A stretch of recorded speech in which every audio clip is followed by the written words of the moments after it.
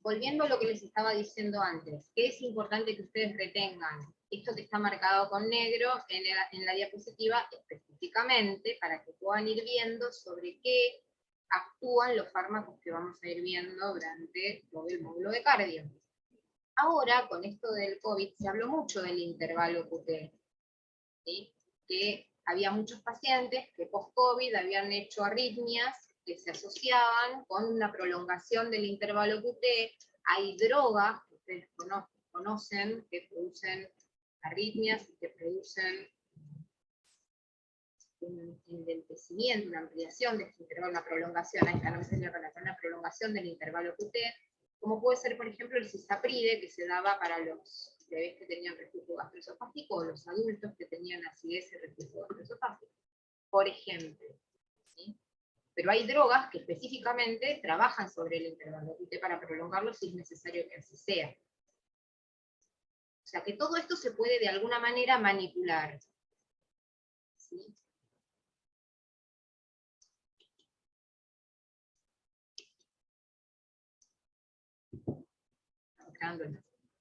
Acá lo que les dejo es como la explicación exacta de cada uno de estos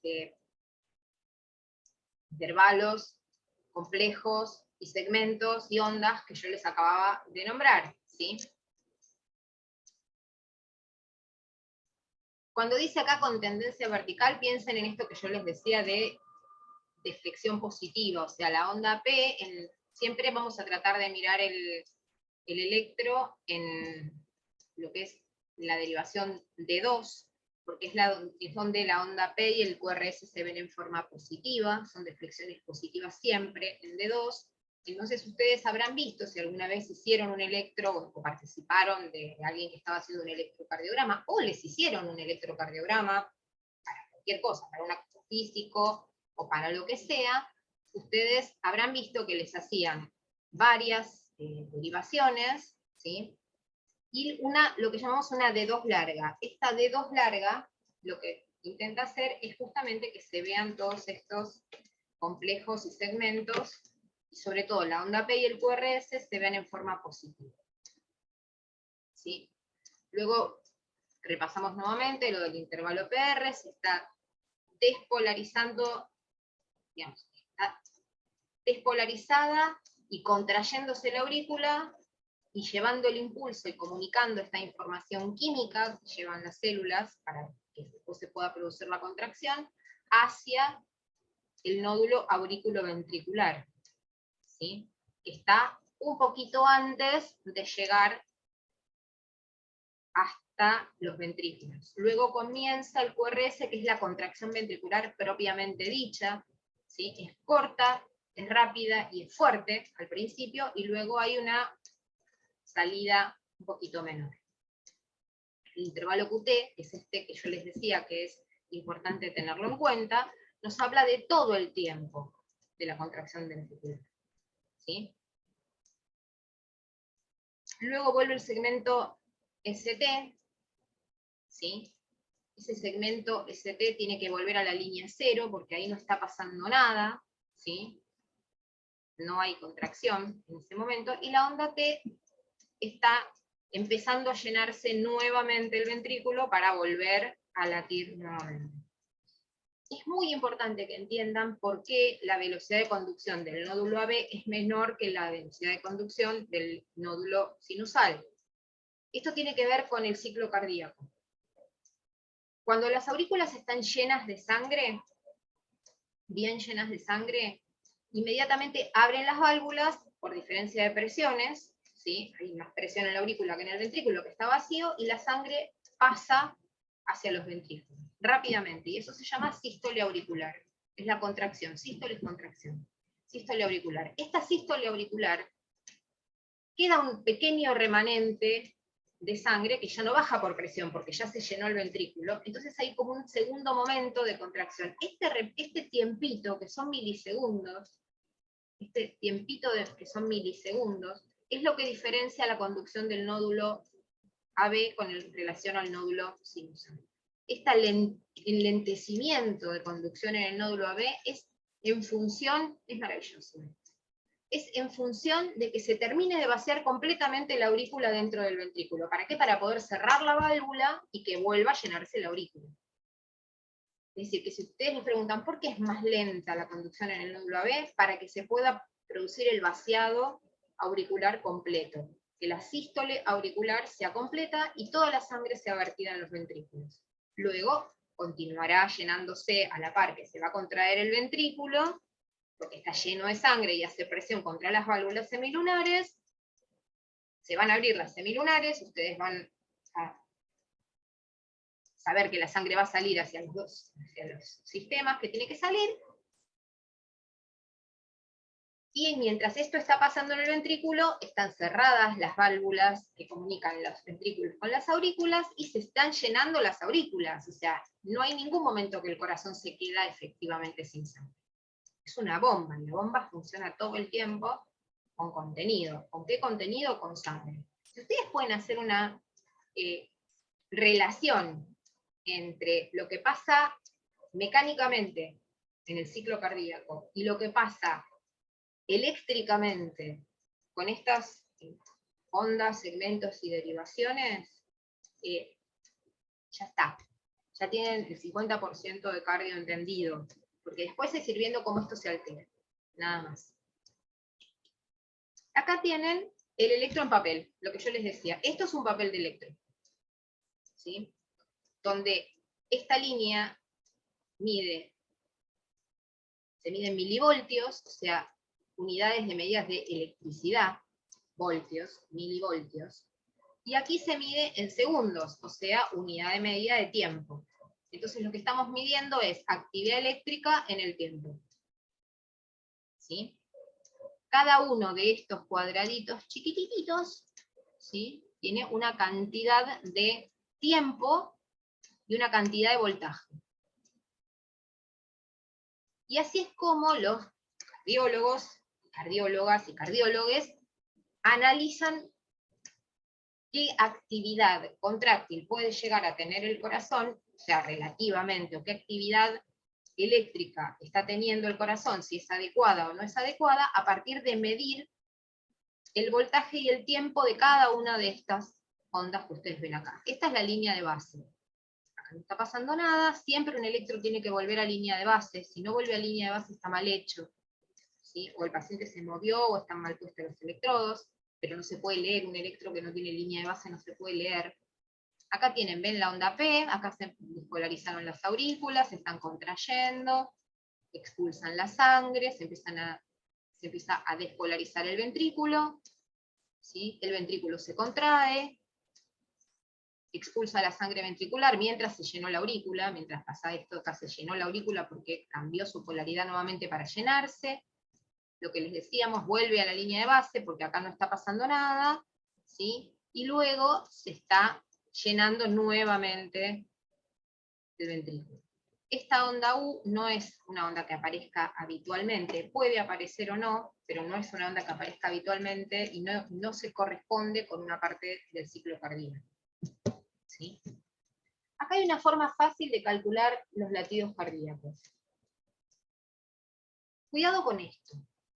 Hay muchas personas que les gusta retener mnemotecnias y cuadritos y datos así más sencillos, y les dicen, bueno, sí, tenés la regla de 6 por 10, 60, entonces vas contando 6 ciclos y ahí vas viendo, o haces la regla del 300, 150, hay un montón de formas de hacerlo. ¿Cuál es el objetivo? Ustedes pueden elegir alguna y tenerla en cuenta si quieren, pero esto siempre tiene que ser cuando el electrocardiograma no presenta arritmias. Es decir, que el paciente tiene que tener ritmo sinusal y no tiene que tener arritmias. ¿Qué quiere decir? Que todos los complejos tienen que tener el mismo tiempo. Fíjense que son todos igualitos. Si yo tuviera un complejo que empieza por acá, yo ya no puedo utilizar cálculos de ritmo cardíaco. Tengo que tomar el ritmo cardíaco del paciente en 1 minuto y ver cuántos latidos tengo. ¿Sí? Es como si yo fuera a tomarle el pulso del paciente. El paciente está rítmico y quiero hacer la regla de tomarlo en 15 segundos y multiplicarlo por 4. No funciona, porque el paciente está rítmico. Entonces, ¿cómo voy a tomar 15 segundos y pensar que van a ser los próximos 45 segundos van a ser iguales? si está rítmico. Puede pasar cualquier cosa. Bueno, lo mismo pasa con el ritmo cardíaco calculado de esta manera, medio empírica, si se quiere.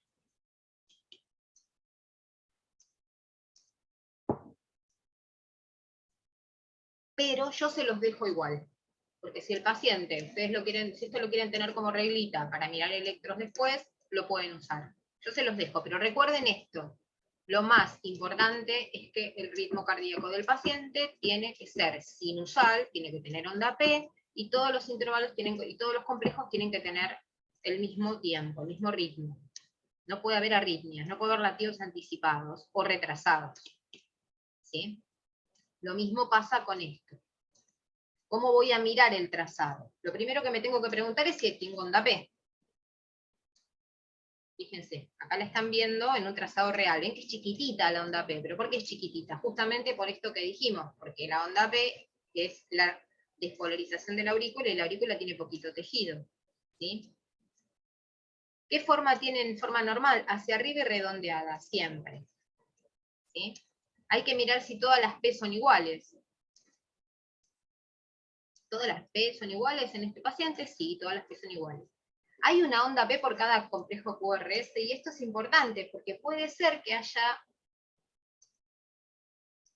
complejos que no estén precedidos por una onda P. Si no están precedidos por una onda P, quiere decir que el latido no se originó en el nódulo sinusal. Se originó, por ejemplo, en el nódulo auriculoventricular, y a eso lo llamamos ritmo nodal.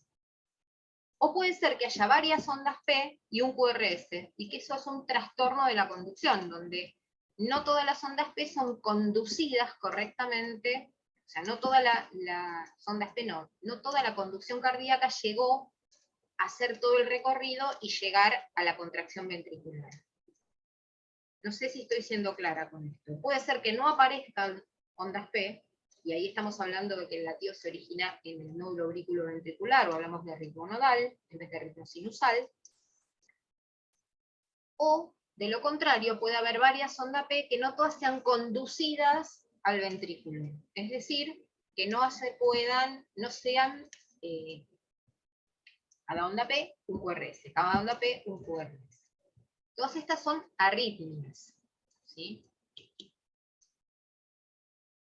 Entonces, acá tenemos lo mismo, y acá lo que hacemos es ver el ritmo de las aurículas, para ver si las aurículas tienen arritmias o son regulares. Entonces, ¿qué medimos los tiempos? Fíjense, el intervalo entre cada onda P. Entonces, esto se mide con estos cuadritos en el tiempo, y si todos los intervalos entre todas las ondas P y la siguiente onda P son iguales, estamos hablando de que tenemos un ritmo auricular regular. Esto es intervalo PP. Y esto lo miden cardiólogos para ver cómo están funcionando las aurículas. Y acuérdense que a través de los tractos internodales, las señales, no me salen las palabras, las señales químicas se van transmitiendo entre aurícula y aurícula también. Y luego lo que vamos a tratar de ver es la velocidad del latido del corazón. Entonces lo que vamos a medir es cuánto hay entre cada QRS. Acá no tenemos problema porque son todos igualitos. Acuérdense que para esto tienen que medir el tiempo entre cada QRS, tiene que ser el mismo. Si el paciente está rítmico, hay que decir que el paciente no se le puede medir por trazado, sino que hay que buscar el valor real. ¿Sí? Acá lo que pueden hacer es medir este otro intervalo. ¿Sí? Esto es más que nada para que ustedes lo tengan como manualcito, para entender después cuando lean sobre qué actúa cada fármaco, se van a esto, dicen, ah, este es el intervalo PR, este es el intervalo QT, y así. ¿Sí? Acá tenemos RR, o sea, entre cada uno de los complejos, lo mismo les digo que les dije para las aurículas. Esto sí es importante verlo desde enfermería, cuando uno tiene un paciente y tiene un electro en la mano, ver que las ondas P antecedan a cada QRS, que el intervalo entre cada onda P y la onda P siguiente sean regulares, y acá lo mismo, que el intervalo de tiempo entre cada QRS se mantenga igual, porque si no, estamos hablando de una arritmia ventricular. ¿Sí? Y después vemos cuánto dura en el tiempo este complejo QRS. El complejo QRS siempre es corto y angosto. ¿Sí? Este es un QRS normal, el QRS normal tiene mucho voltaje, porque dijimos que tiene muchas células que se contraen, pero es cortito el tiempo. Si se empieza a ensanchar, quiere decir que se está prolongando en el tiempo. Y luego vemos el segmento ST. ¿Sí? El segmento ST es este pedacito tiene que volver a la línea de base o casi. ¿Sí? Tiene que tratar de volver a ser isoeléctrico nuevamente. Si está muy tironeado, ¿sí? Está muy tironeado hacia arriba, o se va muy hacia abajo, esto está hablando de dificultades. A ver, acá tengo alguien en el chat. Sí, después claro, la tricúspide y la bicúspide, tal cual. Las válvulas que unen los aurículos y los ventrículos. Muy bien. Les decía, cuando está tironeado hacia arriba o deprimido el ST, ahí nos vamos a encontrar con trastornos en una zona del corazón donde no se está pudiendo transmitir esta señal eléctrica. Vuelvo nuevamente para hacerlo claro. Si el ST se ve muy hacia arriba o se ve muy deprimido, esto nos estaría hablando de que hay una zona donde no se pudo transmitir correctamente la señal eléctrica. ¿Sí? Esto puede pasar por una pericarditis, por isquemia, por infarto, ¿sí? Van a ver que hay infartos con y sin elevación de este segmento. Pero es importante que siempre tiende a ir a la línea de base. Puede estar un poquito elevadito como está acá, pero tiende a ir a la línea de base. Nunca es que termina el QRS y esto tiene una montaña acá. ¿Sí? Bien. Entonces, ¿qué nos vamos a preguntar cuando tenemos un paciente que sospechamos que está cursando arritmias? ¿Sí? Primero, ¿cómo se ve el paciente? ¿Está pálido? ¿Está sudoroso? ¿Está rosado? ¿Está cianótico?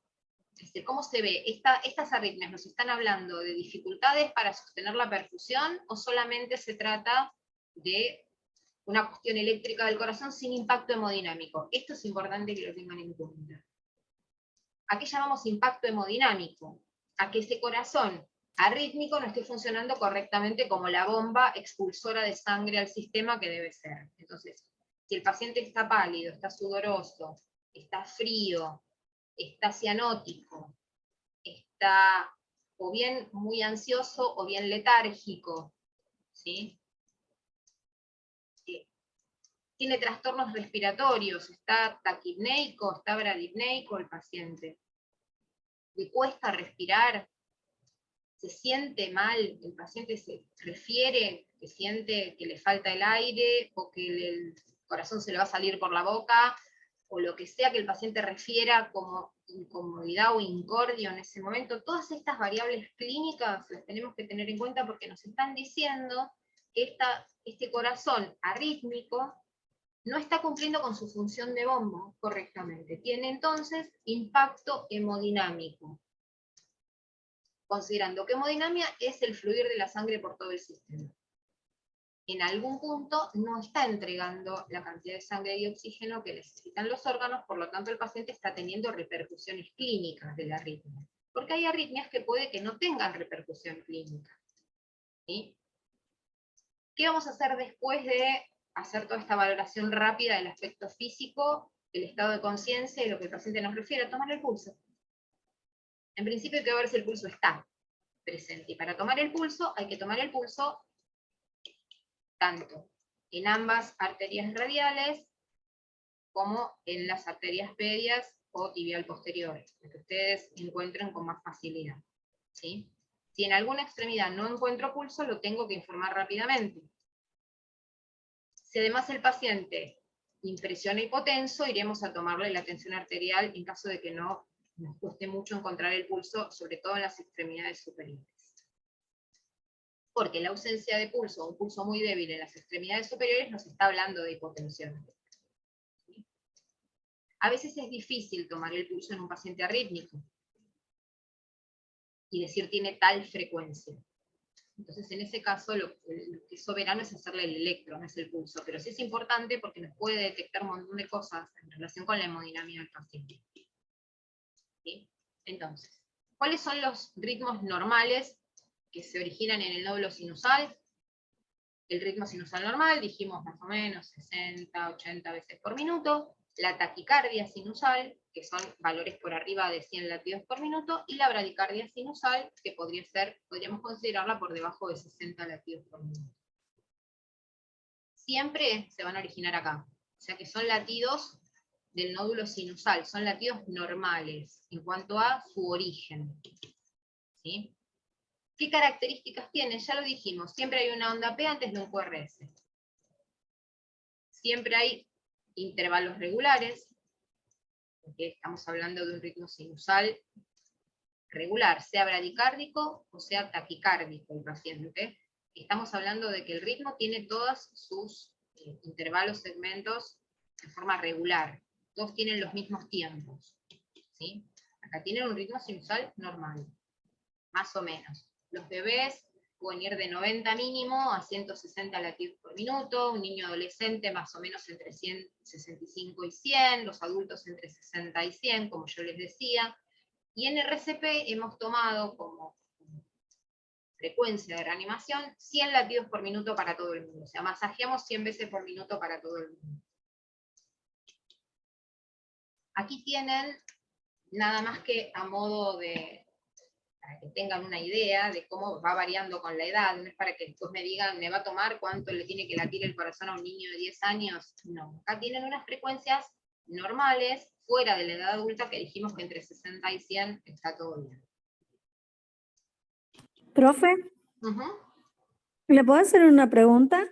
Claro que sí. Por ejemplo, en la taquicardia, ¿a qué personas pueden afectar? ¿Qué problemas tendría una persona que tenga taquicardia o bradicardia? En principio, cualquier trastorno de la conducción en el tiempo lo que hace es que la bomba del corazón no esté funcionando correctamente. Pensémoslo desde el gasto cardíaco. ¿Sí? El gasto cardíaco, no sé si ustedes lo han visto, pero es un índice que nos está diciendo cuánta sangre efectivamente eyecta el corazón en un minuto. Esta sangre, que es la sangre que necesitamos para nutrir los órganos. Vamos un poquito más atrás, ahí voy a tu pregunta. El gasto cardíaco se compone de la frecuencia cardíaca por el volumen sistólico. ¿Qué pasa cuando hay taquicardia? ¿Sí? Cuando el ritmo es sinusal, por ejemplo, como el que están viendo en pantalla, pero rápido. El corazón, que está latiendo muy rápidamente, no llega a llenarse correctamente y además no llega a perfundirse correctamente. ¿Por qué? Si bien el corazón perfunde al resto de los órganos, ustedes recuerden que el corazón también necesita mucha energía y mucho oxígeno para trabajar, porque es un músculo que trabaja mucho. Y el corazón necesita que las arterias coronarias, tanto la izquierda como la arteria coronaria derecha, lo nutran de sangre y oxígeno. De sangre que transporta oxígeno y nutrientes. Si el corazón está permanentemente en contracción, el tiempo de relajación del corazón se achica. Está todo el tiempo latiendo en contracción, el tiempo de relajación, que es cuando se llenan las aurículas, se achica. Pero también se achica el tiempo en el cual se llenan las coronarias, que necesitan que el corazón no esté contraído en ese momento, ni lleno de sangre, sino más en reposo o más relajado, si bien el corazón no queda en reposo nunca. Necesita del momento de la diástole, esta pequeña relajación, la diástole ventricular estoy hablando, que es cuando se están llenando las aurículas, para que toda la sangre fluya por las coronarias y alimente el corazón. Entonces, los pacientes que tienen taquicardia permanente, los tenemos que tratar de alguna manera, si esta taquicardia no es eventual, no es porque tiene dolor, miedo, le bajó la presión, que se asustó, está de mal humor, nervioso, o sea, cuando es una arritmia diagnosticada como tal, que no es de aparición inespecífica y se va sola, que se llama paroxística, sino que es una taquicardia que persiste en el tiempo. Bueno, a estos pacientes hay que darles medicación, ¿para qué? Para que la frecuencia de este corazón disminuya y este corazón no corra el riesgo de estar isquémico. Hasta ahí quería llegar. La taquicardia sostenida en el tiempo, que no se trata, lo que produce es que el corazón reciba cada vez menos nutrientes, cada vez menos oxígeno. ¿Qué pasa con la bradicardia? Acá tienen miles de causas de taquicardia sinusal, me quedó mal escrito. ¿Sí? Que es lo que estábamos hablando recién. ¿Qué pasa con la bradicardia? Acá tienen la diapo de la bradicardia y voy a tu pregunta.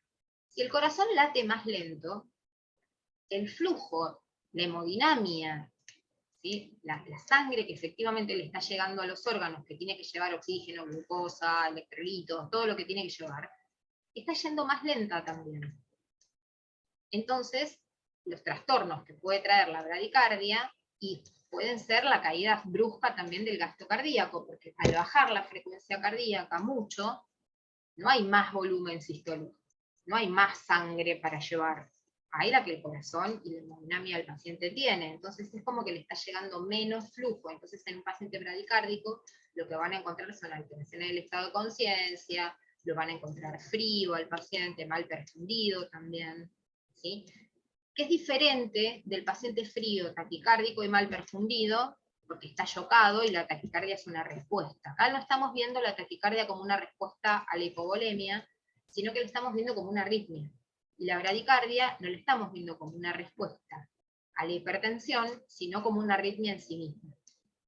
Por supuesto, después esto hay que asociarlo con el estado general del paciente. Yo acá les estoy hablando simplemente de la conducción cardíaca, pero hay que ver en qué contexto el paciente tiene bradicardia o taquicardia. ¿Es un problema o es la respuesta compensatoria a otro problema? El paciente es uno solo, no es un corazón, un hígado, un par de riñones, ¿sí? Es como que lo estamos llevando específicamente a tratar de entender estos trastornos, nada más. Y a verlos, básicamente quiero que los vean en el electro para cuando estudien los fármacos que actúan sobre estos diferentes lugares, más que nada, no para que diagnostiquen en esta materia un trastorno de la conducción. Y por otra parte no lo van a diagnosticar en ninguna materia, porque leer electros es todo un tema. Acá tienen un montón de causas posibles y los medicamentos que se usan, ¿sí? Digo para que no se nos termine la clase y no quede claro esto. ¿Qué es lo que se hace con la bradicardia? Bueno, primero tratar la causa oculta de la bradicardia. ¿Qué significa? ¿Por qué está bradicárdico el paciente? ¿Está bradicárdico porque se cayó a la pileta en agosto o lo rescatamos de la calle en agosto y el paciente está en hipotermia severa? Entonces no es un problema del corazón, es un problema de la hipotermia, tratemos la hipotermia. ¿Está bradicárdico porque tiene una intoxicación alcohólica o medicamentosa? Bueno, tendremos que tratar eso con hidratación, diálisis o lo que sea que lleve esa intoxicación, medicación. Y si realmente el paciente tiene una bradicardia extrema, nosotros lo vemos que el paciente no tiene la perfusión adecuada, ya sea porque el estado de conciencia se altera en menos rápidamente o porque no tenemos pulsos periféricos, bueno, hay que iniciar resucitación cardiopulmonar y ahí seguimos las guías que tiene la American Heart Association o el PALS, que son las guías pediátricas, tanto para adultos como para niños. Ese sería el tratamiento de la bradicardia sinusal. Desde tratar la causa, al igual que en la taquicardia, hasta iniciar la resucitación. Después tenemos otros ritmos que se originan, ¿sí?, por fuera del nódulo sinusal, ¿sí?, que son las contracciones auriculares prematuras, ¿sí?, que son como si fueran, antes de que termine el ciclo, ya tengo otra vez una contracción de la aurícula, el aleteo auricular, flúter auricular, y la taquicardia supraventricular. Ahora vamos a mirar un poquito de esto. ¿Qué características tienen estas arritmias auriculares? Las ondas P son raras. Hay varias ondas P antes de un QRS. ¿Se acuerdan que yo les dije que la onda P tenía que ser una montañita suave, no tenía que ser picuda? que cada onda P se tenía que corresponder con un QRS, que a veces podía pasar que había varias ondas P y no había un QRS que las preceda, ¿sí? Los QRS son normales, son finitos, como yo les mostré al principio, pero a veces hay muchas ondas P antes de ese QRS finito. Acá lo que tienen, por ejemplo, es una contracción auricular prematura, ¿sí? O lo que podemos llamar un trastorno de la repolarización también. Pero en este caso de la aurícula, no el que me preguntaba la compañera, que era del ventrículo, ¿sí? Esto, fíjense, todavía no se dio este espacio de vuelta a la línea isoeléctrica, ¿sí? Como pasa acá entre un QRS y el otro QRS. Hay un QRS adelantado, porque hay una contracción auricular prematura. Pero esta onda P, que está acá, inmediatamente se condujo al ventrículo en forma normal y se produce el QRS. Vuelvo de nuevo. Hay una contracción auricular prematura, se produce una onda P en el registro, porque se están despolarizando prematuramente nuevamente las aurículas, ¿sí?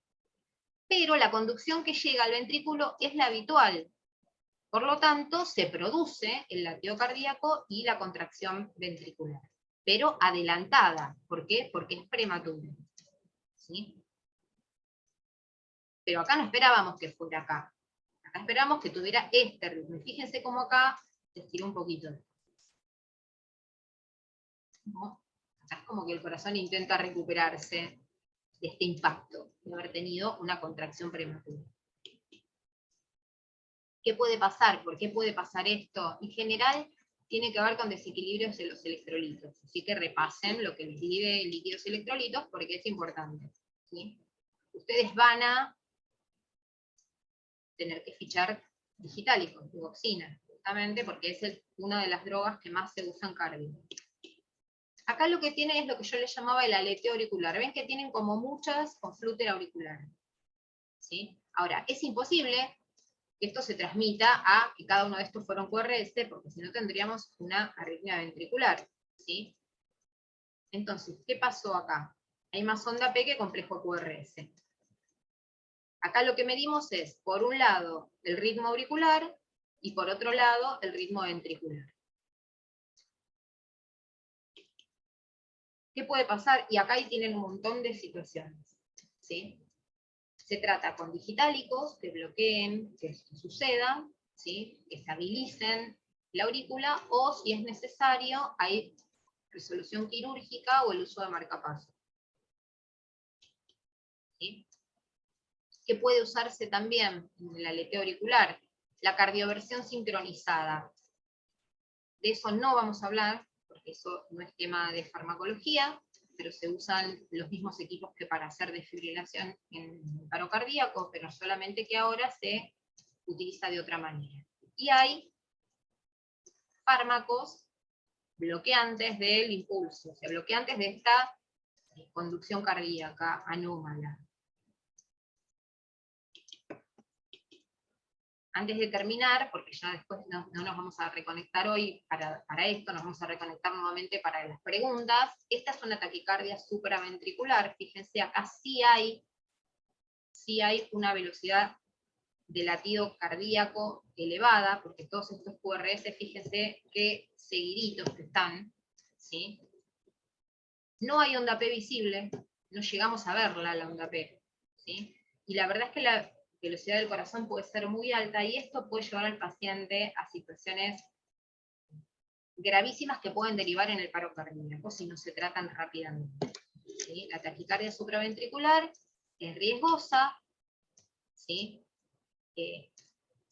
Cuando vean antiarrítmicos van a ver que lo primero que se puede hacer es una maniobra vagal, que es mojarle la cara con agua helada al paciente o hacerlo soplar por una pajita. Esto baja la velocidad de conducción, está probado y funciona, ¿sí? Y si no, van a tener que usar fármacos o cardioversión sincronizada, que es lo que yo les decía. De los fármacos nos vamos a ocupar después. Ahora estamos repasando dónde actúan estos fármacos, ¿sí?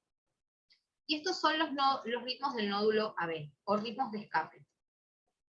que ya les dije, son ritmos bajos, van en frecuencias de más o menos 40 por vez. ¿Sí? El QRS es normal, las onda P son raras, están invertidas.